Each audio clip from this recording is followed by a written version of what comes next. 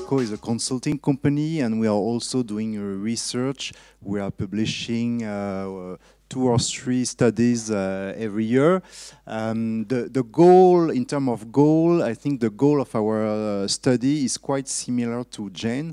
So the goal is not to go in the future, to look at the future, but the goal is to understand the present. So everybody's talking about digital transformation. Our aim is to understand how it's happening in company. As you asked earlier, is it progressing? Is it increasing? Is it really happening? If yes, how? What are the stakes, and so on. So the goal is really to understand and to give clues to understand the present. Okay, great. So let's get you still. I can go with this. It's okay, fine. Great. Can I use this? Yeah. Okay. So I am going to present a summary of this study, of our last study that was issued in last January. We studied. It's a study we issue every year, and as I just said, about the goal is to understand how digital is developing within company. What does it mean? So what's new this year? Because I already presented a summary of our study last year. So what's new this year? First, we build part of the study with Opinionway, which is a poll institute or a research institute in France, which enable us to tackle a representative panel of companies larger than 5,000 employees, and so we addressed 850 managers in those companies, which enable us to have a more powerful and a more scientific approach. So that's the first new stuff in this study this year. The second one is that we are trying to giving a European flavor to this study in order not to be too much French. And we are partnering for a second year with Agile Elephant. So our British counterpart to compare our finding with what they can observe on the other side of the channel, and maybe Alan from Agile will come later on to give his perspective. And the third point that is new is about our repository. So the LECKO repository is 2 things, is a benchmarking of the main market solution. So this year we have 30 market tools that are benchmarked against 550 criteria, which enable us to monitor the technology market.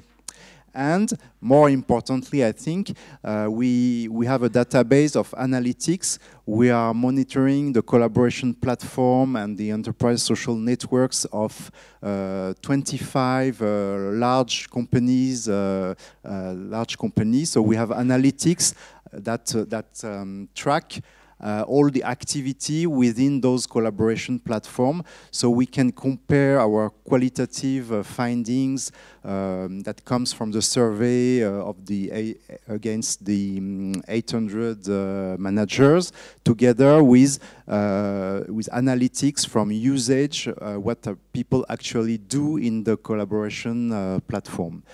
In this database represents, as I said, 25 companies and 150,000 active users on those platforms.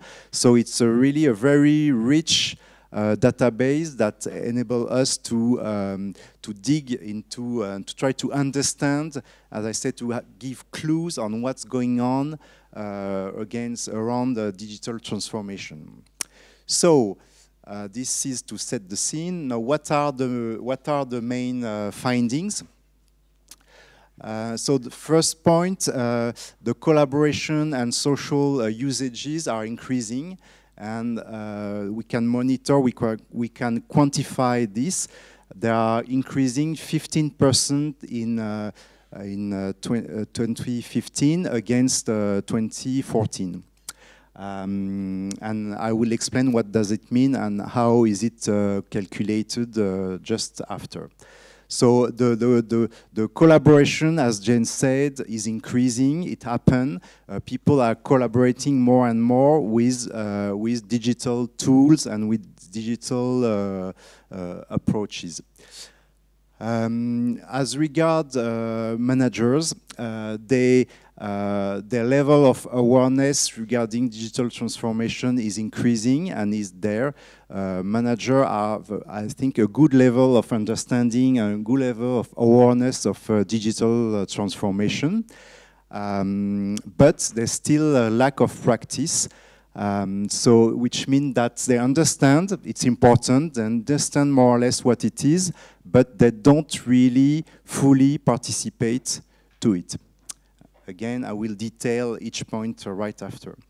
Third finding, digital leaders.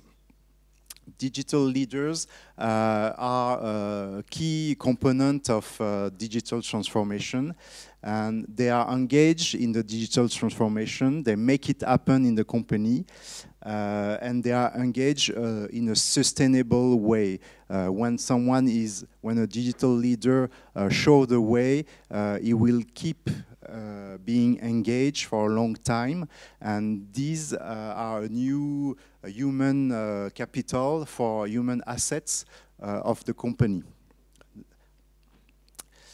Last point, social usage are developing, and more, I think we are reaching a certain level of maturity, because these use cases can be observed at the core of the value chain, which means that we have more and more core business use cases.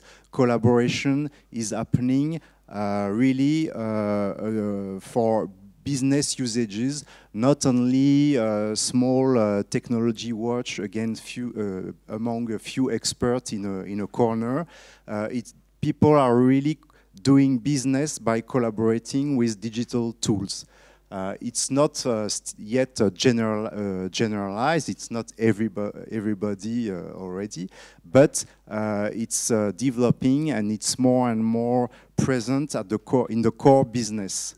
And this is something recent, I think we can observe. So if we want to compare our finding to Jane's finding that you presented us just before, I think we will agree on the fact that we can summarize it by it's happening slowly but surely. I think our findings are fully in line with that. We can also agree on the fact that managers are lagging. Actually, we think managers are progressing because they do have a good understanding level, but they lack practice, as we said. And maybe the point we are not fully in line, but I don't know, we should dig into that, is the fact that is the fourth point, the fact that we consider that collaboration, social usages are happening more and more in the core business, and not anymore, not only on the side of the business. You see, we are socializing the way we are doing business, which means that we use collaborative tool or enterprise social network doing business, not just doing something aside of the company, like gathering people who like to do sports in a community.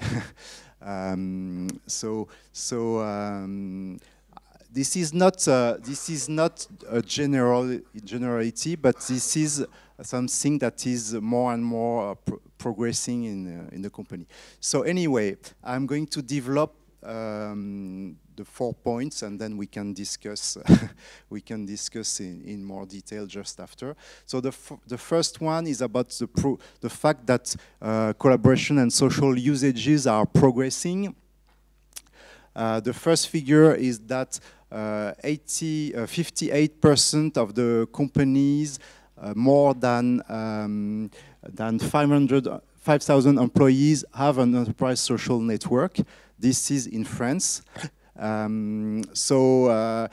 We can consider that it's a representative panel of large French companies. So we can see the cup half full or half empty, but it means that, of course, enterprise social networks are generalizing. And if we consider CAC 40 companies, so the 40 largest companies in France, of course, we know that the figure is around 90%.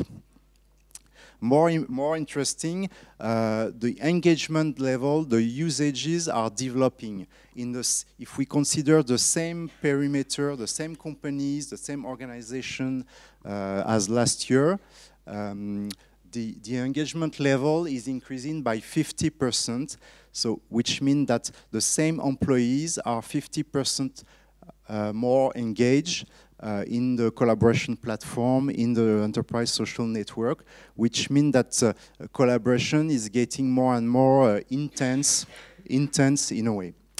And still, if we are considering the same organization, the same perimeter, we have 2,500 employees that are engaged employees more than last year, which represent more or less 3% increase, which is not that high, but I think this figure is very meaningful. So things are progressing, usages are developing, and collaboration with digital tools do progress, not 100% per year, but still they are progressing. Now we try to have a deeper look in what's going on. We think that there are two key roles and two key actors to consider, managers, of course, and digital leaders. So the manager represents the legitimacy of the organization, the formal role and the hierarchical approach, whereas the digital leader are the one that actually doing the job. They are the one who make the digital transformation a reality in the company. They work in a more informal way, and they do network within the company. So we are trying to understand what are the position and the action of these two roles within the organization we have surveyed. So first, if we consider the managers, as I said, we surveyed 850 managers, and we tried to understand the perception of digital transformation. So the first figure I'd like to show is that 67% of these managers understand the contribution of enterprise social network to cope with the challenges of the company. So this is interesting, but they find it difficult to question the system in which they have grown up, which means that they are facing a contradiction, because they understand digital transformation is a reality, but they also understand that digital practices are questioning the traditional way the enterprise are working. So it's a disruption that is questioning their position and their role into this organization, of course.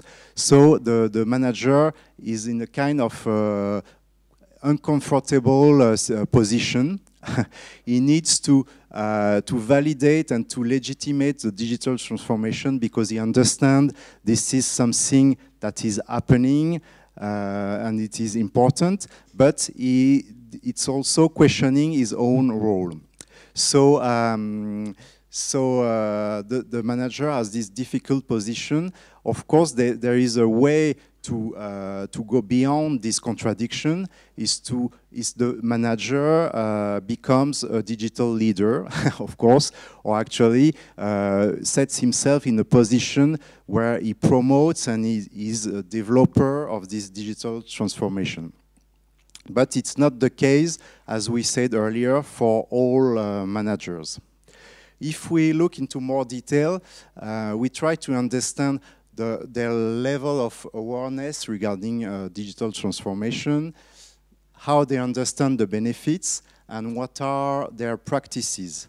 And as I said earlier, the more we go down, the lower is their level of engagement. This can be summarized in this chart. So they have a quite good level of understanding or awareness of the stakes. 85% understand the challenge of digital transformation, and even more surprising, 88% understand, or at least are saying they understand, the digital strategy of their company. So I was really surprised by this figure. Which mean that they consider their company have a digital strategy, and they consider they are understanding this digital strategy. So at least they are claiming it. So it's very interesting. If we go into their understanding of the benefits of digital, or the opportunity of the digital transformation, they say that their digital strategy and the benefits that the enterprise can draw from digital usages is related to employee engagement and to employee and to internal collaboration. For 57%, and to external product and service to 69%, which is not very surprising. And 74% say they understand the benefit of ESN, Enterprise Social Network, which is quite high. So again, there is a quite high level of understanding of the benefits or the opportunity. And as I said, if we come to practices, the figures are falling down. 25% of managers use an enterprise social network daily. So it's not that bad because of the daily, which means that there are all other managers that use ESN but not daily. But it's not 80%. And whoops, yeah, that was the last figure I wanted to show you. So this figure, of course, compared to the other one, show that there is a lack of engagement, or they understand, so which is a positive point, but they don't apply. They are not fully part of it. Still, 25% of them are seems to be fully engaged, which is a first result. Concerning benefits understanding, they are ranked according to a different level of perception. I think I don't have time to go into more detail, but they feel digital allow people to have better access to information, improve mutual support, generate more ideas, and of course coordinate teams. But this one is not the first one. So regarding practices, still they are practicing and they are sharing, they are coordinating thanks to collaboration tools. And age is not maybe the main factor, the main driver, but still young manager practice more in average. Okay, I'm coming to digital leaders. So how do they behave, and why they are so important for the organization? For this, we dig into our analytics. So as I said, we have 25 organizations, up to 6 years of history, 10 million activities, and almost 20,000 communities that are monitored. You have here the list of the enterprises that are monitored with our analytics, which enable us to build Abacus like this. The key indicator is the engagement level. Engagement is a complex indicator built out of that combine all the potential activities that can be performed in a collaboration platform. So if we have a look at this, we see that we have 150,000 active users, so users that are actually contribute into the collaboration platform. And we have, most of them are contributors for more than 1 year. But if we look at leaders, we have 5,860 leaders, which is around 3% of the active users. So this is the curve of if the engagement curve of all the leaders. So it's not that clear. We try to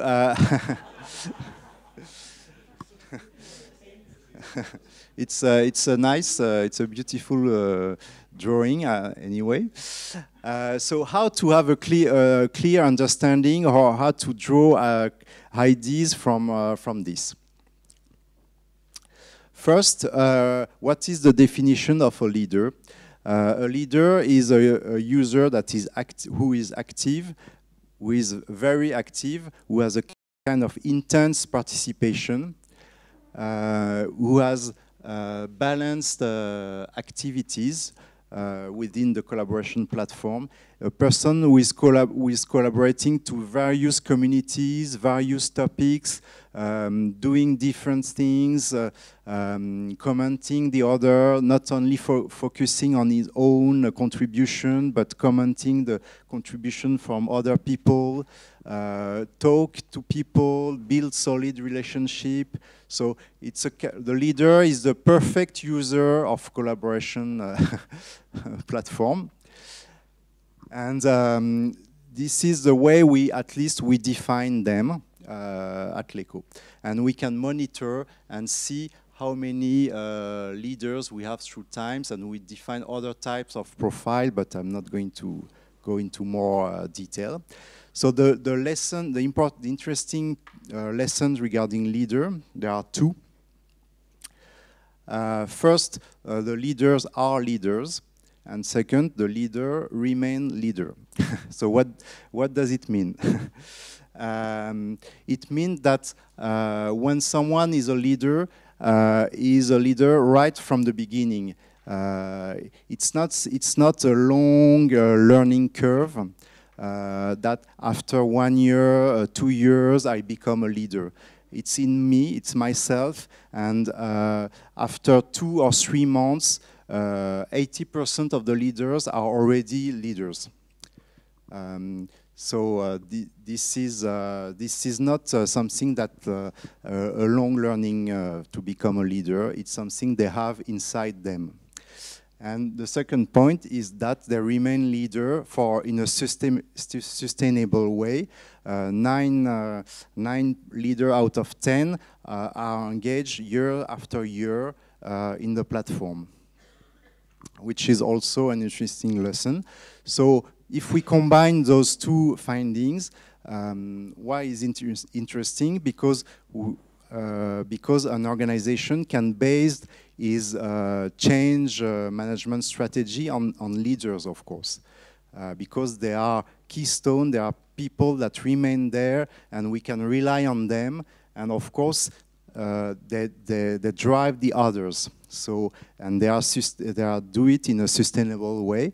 So, of course, the idea, you don't need to train them for a long time. You don't need to teach them what is digital, etc.